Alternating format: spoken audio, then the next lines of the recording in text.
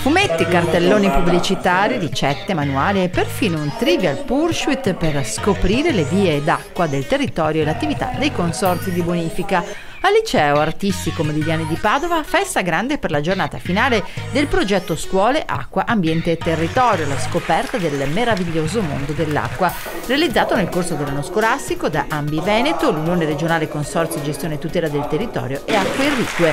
Sono 9 classi, 250 bambini da tutto il Veneto che hanno fatto cose strepitose, filmati, brochure, lavori interinali, certamente accompagnati dai nostri supporti, ma fa emergere una variabilità di progetti e di progettazioni di questi ragazzi che è il nostro futuro, che è una cosa bellissima ed interessantissima. Lavoro che poi resta sicuramente ai consorzi, alle scuole e resta comunque nel nostro bagaglio di esperienze per il futuro.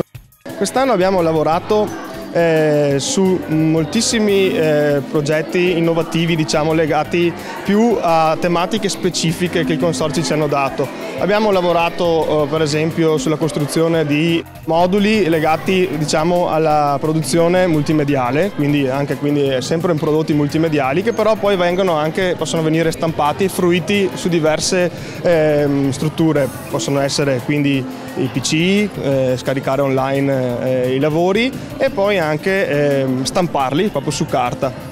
Qui abbiamo la classe quinta, alcuni rappresentanti della classe quinta della la scuola primaria di San Giorgio in Brenta, coadiuvati dalla maestra Bruna Geremia e della maestra Lucia Poiana, e quindi hanno lavorato ad un fotoromanzo. Abbiamo lavorato con loro, ma meglio che sentiate da loro. Sentiamo gli autori. Allora, tu come ti chiami? Mi chiamo Tommaso De Poli, ho 10 anni e insieme a Tommaso Ferronatto abbiamo fatto questo fumetto intitolato CGE, Missione Roggia Capella. Da cosa siete partiti? Siamo partiti abbiamo prima organizzato alla Lavagna Lim delle frasi che potessero entrare nel fumetto e poi abbiamo deciso dove fare i luoghi dove svolgere questa storia.